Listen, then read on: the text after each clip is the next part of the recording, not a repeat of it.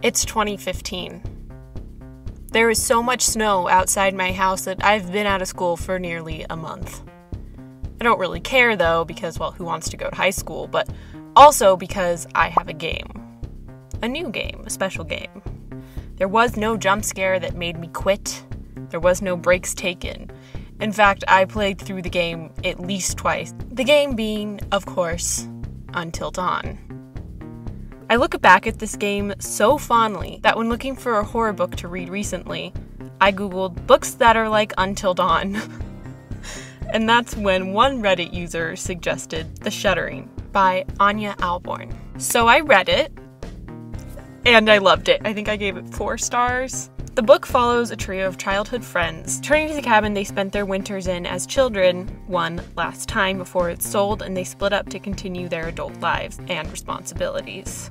But there are creatures lurking just beyond the cabin to secure they don't go back at all. So let's get into the tea of this book and talk about the story and the characters.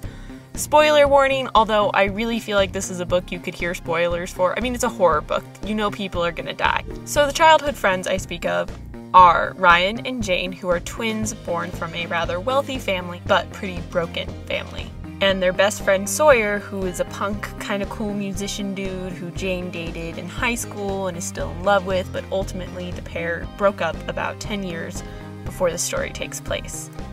The twin brother Ryan is moving to Switzerland, I'm pretty sure it was Switzerland, to continue his snowboarding brand, and their dad is selling the cabin they grew up going to, so he thinks it's the perfect time to bring everyone back together. He feels bad for leaving Jane, his sister, by herself in America, especially after her recent divorce, and hopes secretly when her and their friend Sawyer see each other again, they will finally admit their feelings and get back together. Jane brings her own little plan, her friend Lauren, who she knows Ryan would be perfect with after his bad luck with women, and might keep him in America or at least give him something else to come back to. And Sawyer ruins everything by bringing his new girlfriend, April, who he's been with for like a year. He recently proposed to her, and she's pregnant. Right away, Lauren and Ryan are like soulmates. They get along really well. They are attracted to each other. Ryan, throughout the book, actually has genuine feelings for her, and it's pretty cute. And Sawyer and Jane have unfinished business, and they have this moment in the kitchen where they almost kiss but they don't, and it's all very love triangle-y. But April can tell something is going on between Jane and Sawyer, and that night she shit talks his friends for having money. I guess the British would call it posh. She just shits on them for it, even though Ryan and Jane are two, pretty down-to-earth people.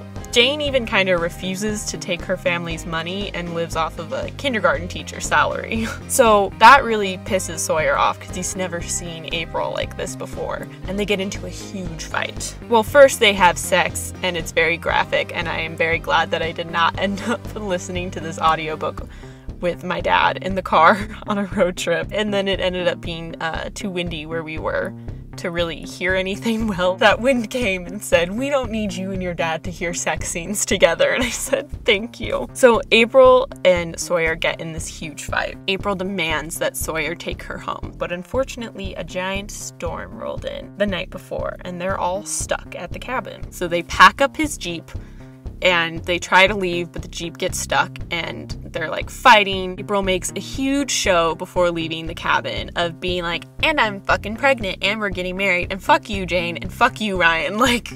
She decides she's gonna just break all of the barriers. And Sawyer is not a huge fan of the way that she's acting, and he's "Oh fuck, I don't know if I want to spend the rest of my life with her, but I want to be there for my baby." The baby is very important to him. So while in the car, when they're stuck and there's no way they're gonna get out, April hands him back the placeholder ring that he gave her when she proposed and said, "If you still want to marry me, you can propose again when you get me my real ring."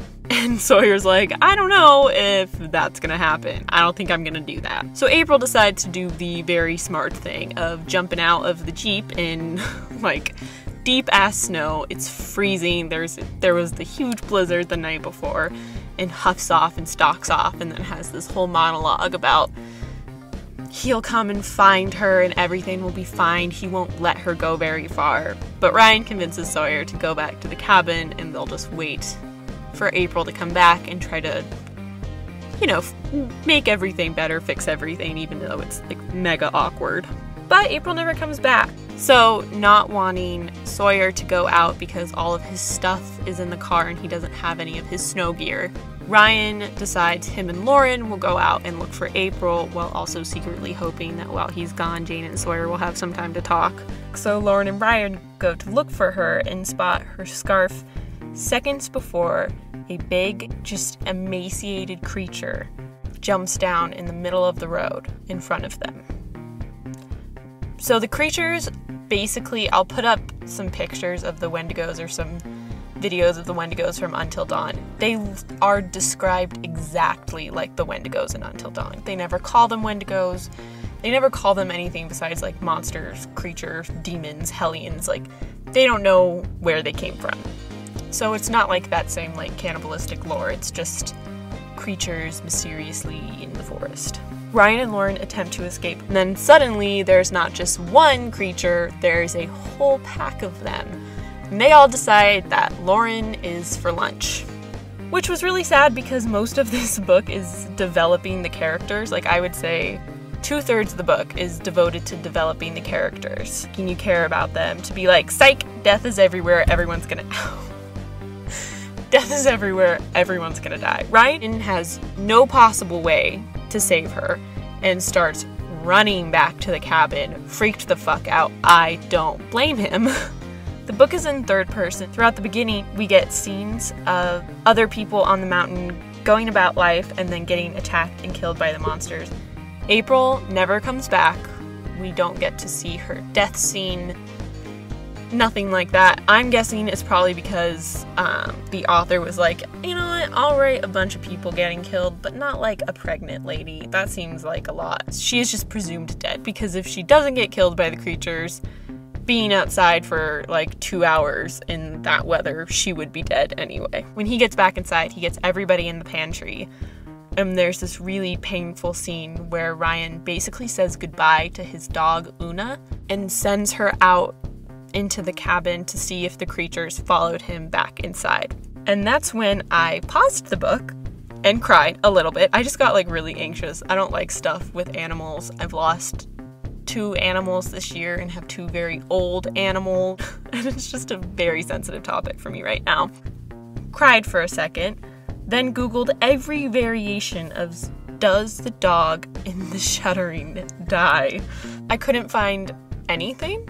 There's a whole website dedicated to does the dog die for movies, books, TV shows, video games, and it wasn't on there. I have now added it, so in the future if someone needs it, it's there. And so eventually I stumbled across a booktuber named Erin who read the book and asked her if she remembers if the dog dies and how graphic it was. And shouts out to her, man. That was a 2-year-old video on her channel, and she still replied to me very kindly and told me, yes, but it's more implied, and I finished the book that day, so thank you very much. I will link her channel in the description. Una comes back to the pantry, and they're like, okay, so they're not in the cabin.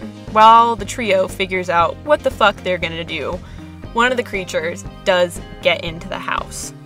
They fight with it, and they end up killing it, and learn that the creatures fear fire, which is very much like the Wendigos in Until Dawn. They don't have enough food to stay in the cabin. Electricity is out. They don't have enough wood to keep a fire going for long enough to like ride out being snowed into a cabin for several weeks and keep the creatures out. So they decide to send Ryan and Sawyer out to go get Sawyer's stuff from the Jeep.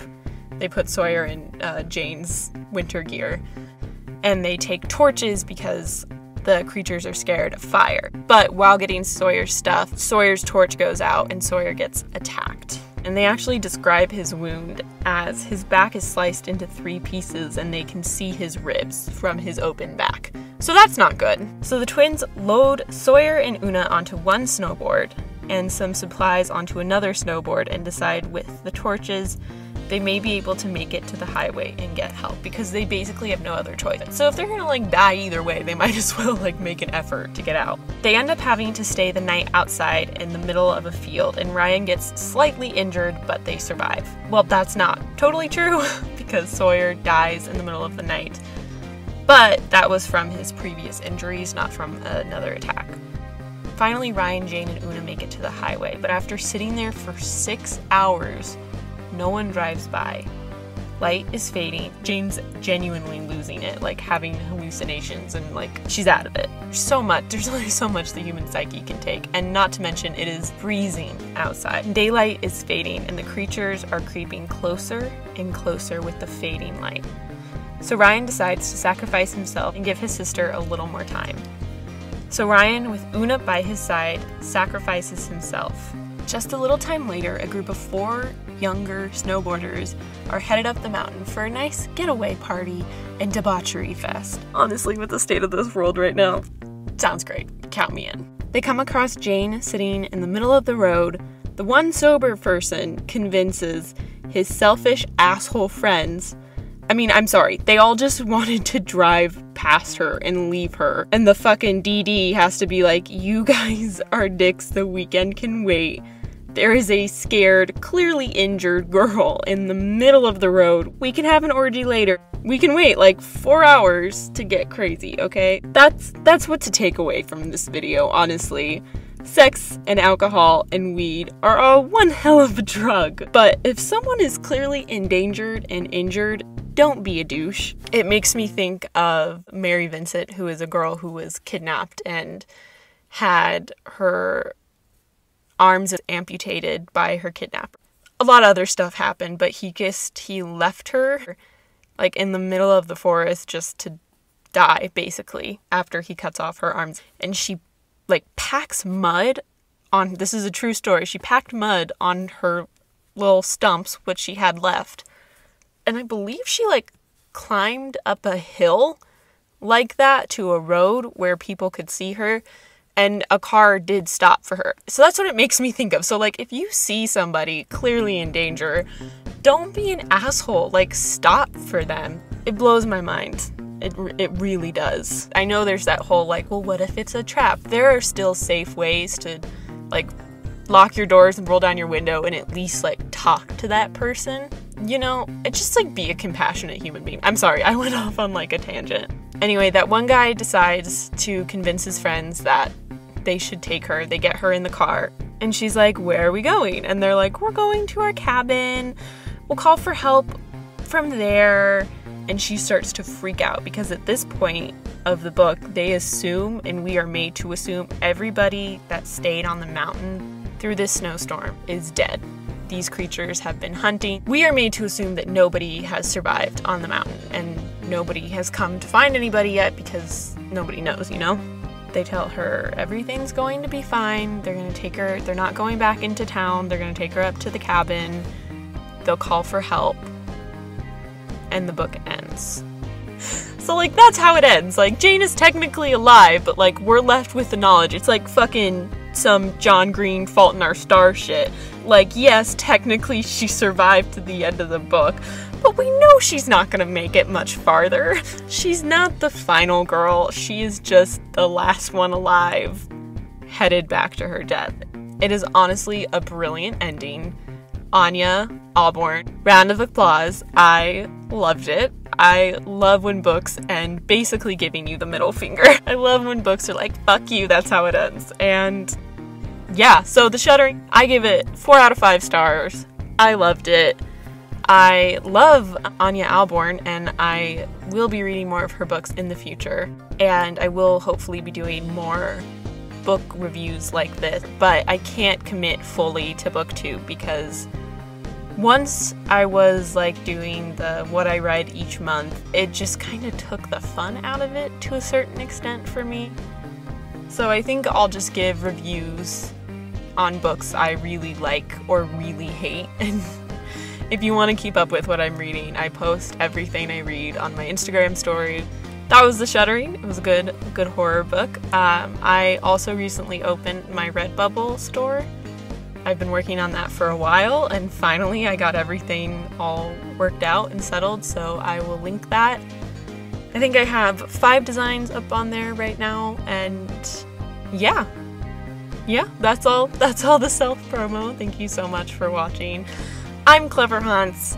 I could keep rambling if you want me to, but I think that's it.